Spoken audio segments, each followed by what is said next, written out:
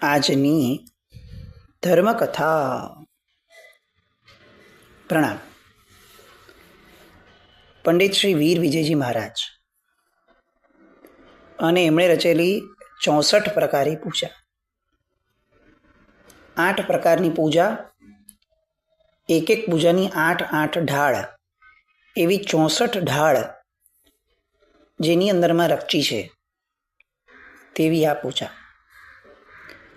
આપણે ગઈકાલથી આ 64 પ્રકારની પૂજાના શબ્દોના આધારે પંડિત વીર વિજયજી મહારાજ સાહેબે જે કર્મનું સ્વરૂપ વર્ણવ્યું છે,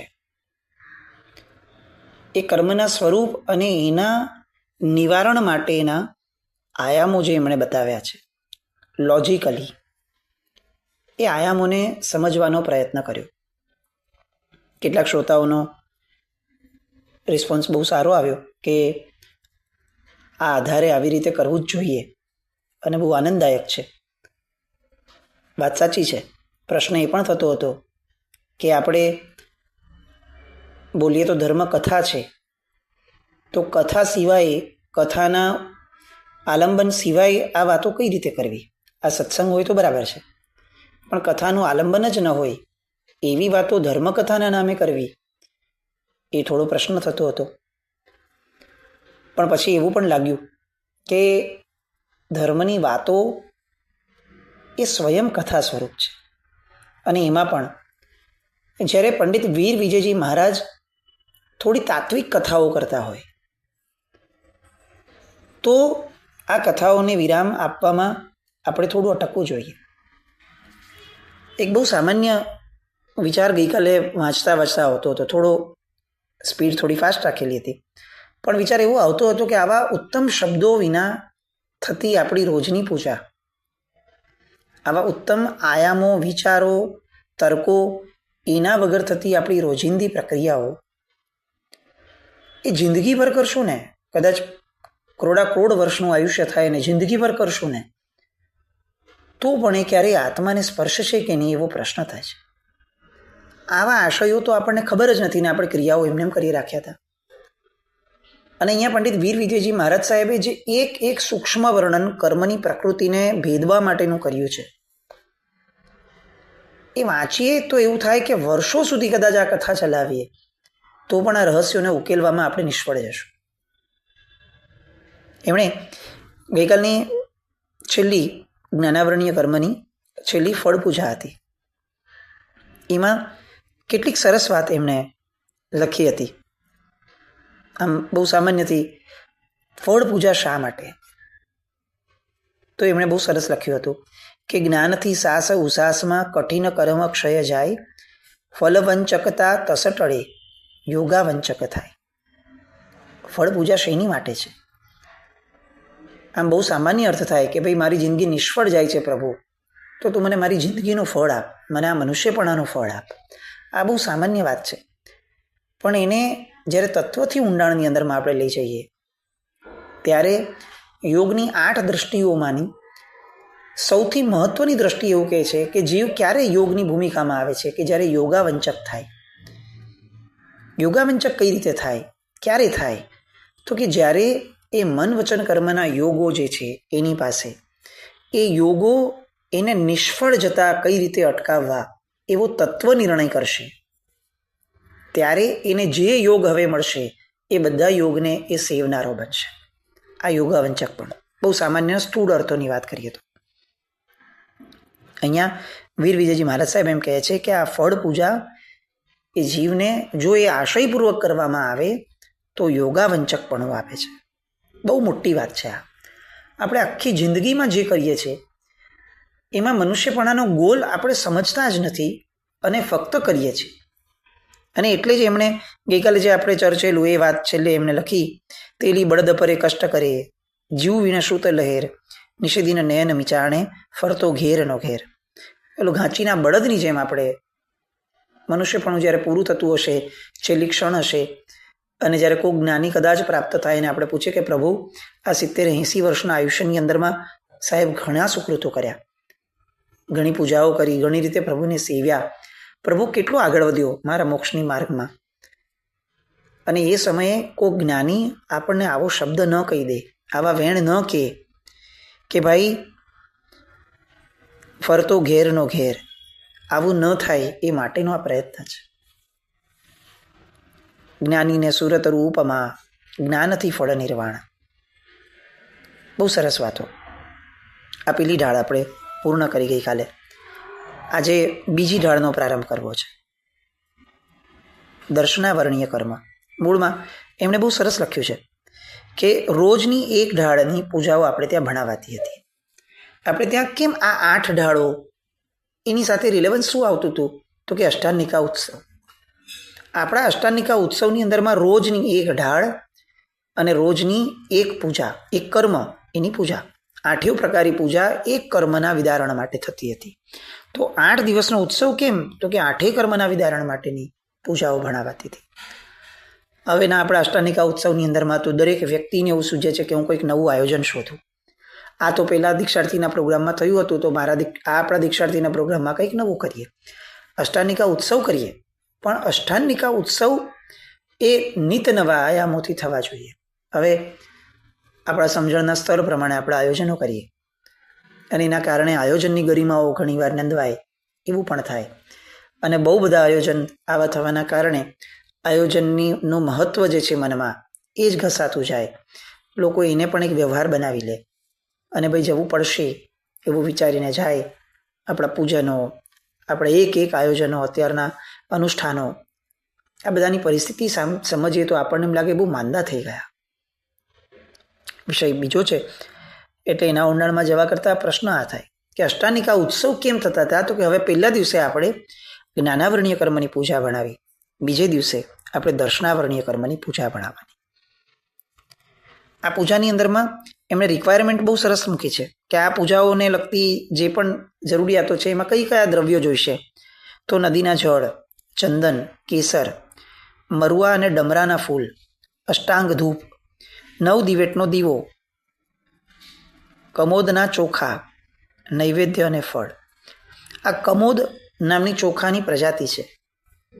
આ પ્રજાતિના ચોખા એમણે અહીંયા ખાસ મૂક્યા કે એ હોવા જોઈએ આની અંદરમાં. હવે દર્શનાવરણીય કર્મની પૂજાની શરૂઆત કરે છે. બહુ સરસ વાતો કરે છે કે દર્શનાવરણીય કર્મ એટલે શું. આપણે એ જોયું છે અને કેટલેક અંશે આપણે બધા જાણીએ બી છે કે દર્શનાવરણીય કર્મ એટલે શું. તો કે નિદ્રાના જે પણ, એટલે કે અજાગૃતિના જેટલા પણ દોષો છે, અનુપયોગના જેટલા પણ દોષો છે, એ બધા એ આ દર્શનાવરણીય કર્મના ઉદય આવે. ઘણી ઊંઘ આવે છે, અજાગ્રત અવસ્થામાં રહેવાય છે, એટલે કે જે કરીએ એ ભૂલી જવાય, જે કરીએ એમાં ધ્યાન જ ન હોય કે આપણે શું કરીએ છીએ. એન્ડ ઓફ ધ ડે રાત્રે જ્યારે વિચારવા બેસીએ કે આખા દિવસમાં આપણે કયા કાર્યો કર્યા, તો બહુ સ્થૂળ કાર્યો યાદ આવે, સૂક્ષ્મ બુદ્ધિ યાદ ના આવે કે આ કરતી વખતે મારા મગજમાં શું ચાલતું હતું, કયા આશયથી મેં આ કાર્ય કર્યું હતું. આવી જાગૃતિપૂર્વક જે આપણે નથી જીવતા. કેમ નથી જીવતા? કારણ કે દર્શનાવરણીય કર્મનો ઉદય છે. એટલે આવા દર્શનાવરણીય કર્મના ક્ષયોપશમ માટે, ક્ષય માટે એમણે 8 અલગ અલગ જે આપણી અષ્ટપ્રકારની પૂજા છે એના ડિવિઝન કર્યા કે એક્ઝેક્ટ કઈ પૂજા કયા દોષને, કયા કષાયને આપણા દૂર કરી. એમની આખી એ ધારા એમણે આ ઢાળની અંદરમાં મૂકી છે. દર્શનાવરણીય કર્મોની વ્યાખ્યા એમણે લખી. જ્ઞાનાંતર ક્ષણથી સહુ સામાન્ય ઉપયોગ, એ આવરણ બળે કરી ન લયું દર્શનનાથ. હું કેમ આવું ન સમજી શક્યો પ્રભુ? કારણ કે હું અન્ય દર્શનોની અંદરમાં એટલો બધો, અન્ય મતો કે માન્યતાની અંદરમાં એટલો બધો લેવાઈ ગયો હતો કે જેના કારણે એ આવરણ ઊભું થયું અને આવરણના કારણે હું ખરું દર્શન જે છે ત્યાં સુધી પહોંચી જ ન શક્યો. એટલે શું થયું હતું કે નૈગમ દર્શને ભટકીયો, પાણી વલોવ્યું હાથ. હવે શું? તો કે પૂર્ણ દર્શન પામવા, ભજીએ ભવિ ભગવંત, દૂર કરે આવરણને, જીમ જળથી જળકાંત. આ જળ પૂજા કેમ કરવાની છે મારે? તો કે મારી માન્યતાની શુદ્ધિ માટે. કર્મો કયા દૂર થાય? આપણે ઘણીવાર આવું બોલીએ છીએ કે ભાઈ પૂજા કરીએ તો ભગવાનની જળની ધારાના કારણે આપણા આત્મા પર લાગેલા કર્મો દૂર થાય. પણ કયા કર્મો દૂર કરવા છે એની કમાન્ડ તો આપવી પડશે ને આપણે. તમે કમ્પ્યુટરને પણ કમાન્ડ ન આપો ને તો એ કાંઈ નથી કરતો. કમ્પ્યુટર પર સામે બેસીને કે મોબાઈલ સામે બેસીને આપણે એમ કહી દઈએ કે ચાલ તું મને જે જોઈએ છે એ કર, એ નહીં કરે. આપણે એને પ્રિસાઇઝ કહેવું પડશે કે પહેલો સ્ટેપ આ કર, બીજો સ્ટેપ આ કર, ત્રીજો સ્ટેપ આ કર, તો જે છેલ્લે મારે મેળવવું છે એ મને મળવું જોઈએ. કેટલીક વસ્તુ આપણે આપતા હોય ને કેટલીક વસ્તુ ઇનબિલ્ટ હોય છે. તો પ્રોગ્રામિંગ ન થાય ત્યાં સુધી, જો એક મોબાઈલ કામ નથી કરતો તો પ્રોગ્રામિંગ ન થાય ત્યાં સુધી આપણો આત્મા મોક્ષ કઈ રીતે પામશે? એક મશીન પણ જો પ્રોગ્રામિંગ વગર નથી ચાલી શકતું તો આપણા આટલા મોટા મતિજ્ઞાનને, આટલા મોટા મનુષ્યપણાને વગર પ્રોગ્રામિંગે બસ આડેધડ હવામાં ગોળીબાર કરી અને આપણે વિતાવી દઈશું તો એ કઈ રીતે ચાલશે? આ પ્રશ્ન પંડિત વીર વિજયજી મહારાજ સાહેબ જળ પૂજાની ઢાળની અંદરમાં કરે છે. અહીંયા સ્પષ્ટપણે કહે છે કે ભગવાન તમારી જળ પૂજા દ્વારા શું થાવ? તો કે મારા સત્તામાં રહેલા કર્મો. કયા કર્મો? તો કે જે મારી માન્યતાની સ્પષ્ટતા નથી કરવા દેતા, જે મને જાગૃતિની સ્પષ્ટતા નથી કરવા દેતા, એ કર્મોને પ્રભુ આ જળ પૂજા દ્વારા હું દૂર કરવા માંગુ છું. એમણે છેલ્લો મંત્ર લખ્યો, ઓમ રીમ શ્રીમ પરમ પુરુષાય પરમેશ્વરાય જન્મ જરા મૃત્યુ નિવારણાય દર્શનાવરણ બંધોદય સત્તા નિવારણાય શ્રીમતે વીર જિનેન્દ્રાય જલમ યજામહે સ્વાહા. એટલે શું? દર્શનાવરણ બંધોદય સત્તા. બંધ, ઉદય અને સત્તા, ત્રણ પ્રકારના કર્મો આપણે સમજ્યા છીએ આની પહેલા કદાચ. બંધ એટલે જે આપણે વર્તમાનમાં ભવિષ્ય માટે જે કર્મનો બંધ કરીએ છીએ તે. ઉદય એટલે જે પૂર્વભાવની અંદરમાં બાંધ્યું હતું ને અત્યારે ઉદયમાં આવ્યું છે તે. અને સત્તા એટલે પૂર્વભાવમાં બાંધ્યું હતું પણ ઉદયમાં આવ્યું નથી એવી જેટલી વસ્તુઓ સ્ટોકમાં પડી છે એ સત્તા. તો જળ પૂજા દ્વારા 3નું વિદારણ માંગ્યું કે ભગવાન જે હું નવા બાંધું છું તે, જે પૂર્વમાં બાંધ્યા હતા અને અત્યારે ઉદયમાં આવ્યા છે તે, અને જે પૂર્વમાં બાંધ્યા હતા અને હજી ઉદયમાં નથી આવ્યા એ પણ કર્મો, 3 કર્મો પ્રભુ એ આ જળ પૂજા દ્વારા મારા આત્મા પરથી દૂર થાવ. કમાન્ડ આપી, પ્રિસાઇઝ કમાન્ડ આપી કે ભગવાન આમ તમારી ઉપર જળ રેડું તો મારા ઉપર જળ રેડાય અને મારો આત્મા શુદ્ધ થાય એમ નહીં થાય.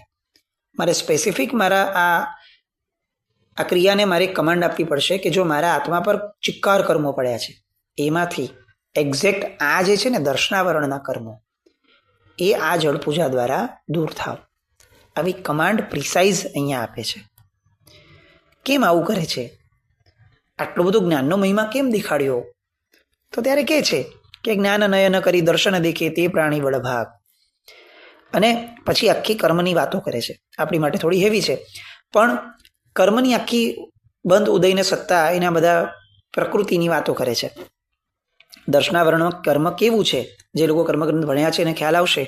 એમને સાહેબે બહુ સરસ વાતમાં લખી નાખ્યું, ગ્રંથિ વિકટ જે પોળ પોળિયો રોકે દર્શન ભૂ પરે. રાજાના દર્શન કરવા જતી વખતે બહાર એક સેવક દ્વારપાળ ઊભો હોય, એ રાજાના દર્શન જ ન થવા દે. એ ત્યાં જ રોકી રાખે તમને કે 1 મિનિટ પરમિશન વગર નહીં અવાય, અપોઇન્ટમેન્ટ લીધી છે કે નહીં, રાજાની પરમિશન છે કે નહીં, પોતે કંઈક જે ઉપરી છે એ લોકો સુપિરિયરનો કોઈ લેટર છે તો એ મને બતાવો, એના વગર અંદર ન જવા દો. આવું જે સિક્યોરિટી ગાર્ડ કરે તો આવી રીતે આપણને પોતાને પ્રભુથી મળવા માટે કોણ રોકી રહ્યું છે? તો કે દર્શનાવરણ કર્મ. શું કરે છે? તો કે આપણને પૂછે છે પેલા જાગૃતિ નામનું તારી પાસે અપોઇન્ટમેન્ટ કાર્ડ છે? મળી શકે એની માટેનો અપોઇન્ટમેન્ટ લેટર છે? એ લેટર એટલે શું? તો કે જાગૃતિ. એ નથી અને નિદ્રાધીન વધારે રહે છે તો દોસ્તાને અંદર એન્ટ્રી નહીં આપી શકો. તો અનુપયોગ આ દર્શનાવરણ કર્મની વાત આ પહેલી જળ પૂજા દ્વારા એ માંગ્યું. હવે બીજી ચંદન પૂજા આવે છે. શું આવી? અહીંયા બહુ સરસ રીતે ભગવાનની મૂર્તિની એક સરસ મજાની અનુમોદનાની ધારામાં આખી ઢાળને સાહેબ લઈ જાય છે. શું હતું કે તુજ મૂર્તિ મોહનગારી રસિયા, તુજ મૂર્તિ મોહનગારી. હવે પહેલો જ વાક્ય કેટલું આમ સામાન્ય જનને સ્પર્શે એવું લખ્યું, તુજ મૂર્તિ મોહનગારી. મોહના એટલે બહુ જ ગમે તે, જેને જોઈને મોહ ઉત્પન્ન થઈ જાય, જેને જોઈને આપણને એના પ્રત્યે રાગ કે ગમો ઉત્પન્ન થઈ જાય એ મોહના. પહેલું વાક્ય, એક જ કડીનું પહેલું વાક્ય આ લખ્યું અને બીજું જ વાક્ય લખ્યું, દ્રવ્ય ગુણ પર જાય ને મુદ્રા ચૌગુણ પડીમાં પ્યારી. તરત જ વ્યવહારની સાથે એક નિશ્ચય મૂકી દીધો. શું? તો કે તું મને બહુ ગમે છે, તારી મૂર્તિ. તો કઈ રીતે ગમે છે? તો કે દ્રવ્યથી, ગુણથી, પર્યાયથી અને મુદ્રાથી, ચારેથી પ્રભુ તું મને બહુ જ ગમે છે. દ્રવ્યથી એટલે પ્રભુ તારી જે બહારથી મૂર્તિ દેખાય છે, આ સરસ મજાનો પાષાણ છે, આરસ છે, તારી સરસ મજાની આ મૂર્તિની એક ઓલી છે, પેટર્ન છે, આ બધા દ્વારા મને તારી મૂર્તિ બહુ ગમે છે. આ દ્રવ્ય મૂર્તિનો ગમો. પછી ગુણથી. ગુણથી એટલે શું? તો કે પ્રભુ તું કેટલો અનંત ગુણનો ધારક છે.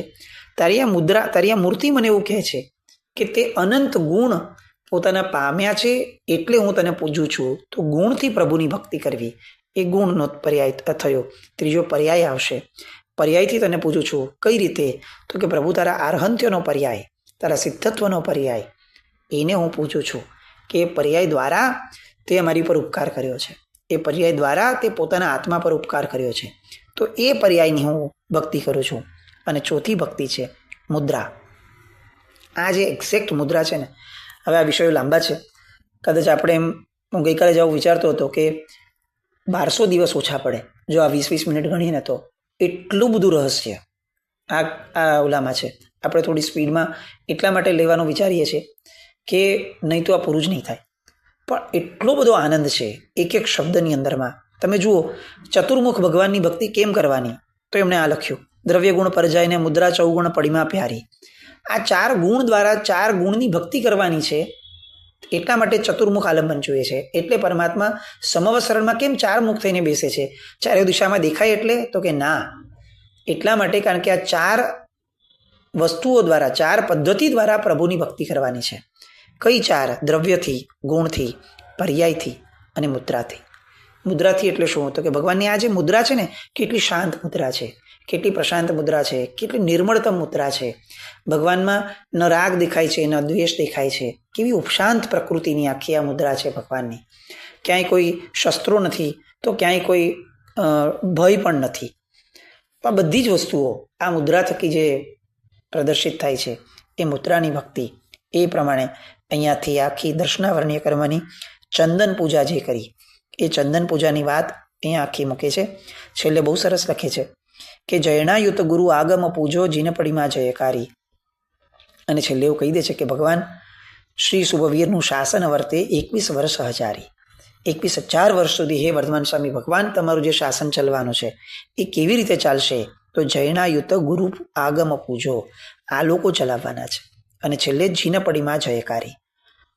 આટલા દ્વારા, આની ભક્તિ દ્વારા આ 21,000 વર્ષ સુધી શાસન ચાલવાનું છે. અને છેલ્લે સહજ કર્મ કલંક વિનાશ નહીં, આ શબ્દ દ્વારા ચંદન પૂજાનો આશય મૂકે છે. ઓમ રેમ શ્રી પરમ પુરુષાય પરમેશ્વરાય જન્મજરા મૃત્યુ નિવારણાય મતિ જ્ઞાન આવરણ નિવારણાય શ્રીમતે વીર જનેન્દ્રાય ચંદનમ યજામહે સ્વાહા. જુઓ ફરીથી, ચંદન પૂજાને મતિ જ્ઞાનના આવરણ દૂર કરનારી પૂજા તરીકે બીજી ઢાળમાં પણ એસ્ટાબ્લિશ કરી. આપણી બુદ્ધિની બધી જ નિર્મળતા એ આ ચંદન પૂજા દ્વારા આવે. ચંદન પૂજાને આ આશયથી કરવી જોઈએ. ટીલા ટપકા કરવા માટે કે કેટલા ભગવાનની પૂજા કરી એટલા માટે, કે સામાન્યથી હું ભગવાનની પૂજા કરવા આવ્યો છું ને કરી લઉં એટલા માટે નહીં. આ આશયો ભળે. ત્રીજી પુષ્પ પૂજા છે. સરસ મજાની વાત મૂકે છે. ફૂલ અમૂલક પૂજના ત્રિશલાનંદન પાય, સુરભી દુરભી નાસા પ્રમુખ અચક્ષુ આવરણ હટાય. શું? તો કે આ અમૂલ્ય ફૂલો પ્રભુ તને સોંપું છું, સમર્પું છું તમારા ચરણે. એનાથી શું થશે? તો કે મારા આત્મામાં સુરભી એટલે કે સુગંધ આવે, અને દુરભી નાસા પ્રમુખ એટલે કે મારા દુર્ગુણોની દુર્ગંધ દૂર થાય. અચક્ષુ આવરણ હટાય. અચક્ષુ એટલે અરૂપી, એટલે અરૂપીપણાને પામવા માટે મારા જે આવરણો છે એ બધા દૂર થાય. એ માટે પ્રભુ તારી પુષ્પ પૂજા કરું છું. કયા કયા પુષ્પો મૂક્યા? તો કે ડમરો, મરવો, કેતકી ફૂલે, પૂજા ફલ પ્રકાશ્યા. આ બધા પુષ્પો દ્વારા તે પ્રકારના પુષ્પોની તે પ્રકારની શક્તિઓ છે. કોઈ પણ ફૂલ પુષ્પ પૂજાનો લાભ નથી આપતો, કેટલાક ફૂલો જ આપે છે. અને એમાં દરેક ફૂલનો એક અલગ આમનય છે કે આ ફૂલ ચડાવવાથી શું થાય, આ ફૂલ ચડાવવાથી શું થાય, એની પણ વાતો આખી આવે છે. આપણને જેટલા ઊંડાણમાં જઈએ ને એટલું એમ લાગે કે આ રત્નો પ્રાપ્તિનો માર્ગ છે. હું ખાસ રિકમેન્ડ કરું છું કે દરેક વ્યક્તિ આ 64 પ્રકારની પૂજા વાંચે. આપણે નહીં વાંચીએ, ગુજરાતીમાં છે, અને આ છીછરા બધા જ કાવ્યો અને જેમાં કંઈ જ બહુ આપણને એમ લાગે કે આવી ભાષામાં પ્રભુની ભક્તિ કરાય એવી બધી ભાષાઓ દ્વારા હમણાંના ઊભા થયેલા બધા ગીતો, પ્રાસ ને જોડકણા દ્વારા ઊભા થયેલા ગીતો, એનો રાગ જ્યાં સુધી નહીં કાઢીએ ત્યાં સુધી આવા બધા મહાપુરુષોએ જે ઢાળો રચી છે આપણા બધા માટે, એ ઢાળોને ન્યાય નહીં આપી શકીએ. નબળાનો રાગ ન નીકળે ત્યાં સુધી સબળું પ્રવેશે જ નહીં. એટલે નબળા અને છીછરાનો રાગ સૌથી પહેલાં કાઢી અને આપણે આવી બધી ઢાળો તરફ વળીએ, સમયને આપીએ, એવો બહુ સરસ મજાનો આશય આ બધી ભક્તિ દ્વારા છે.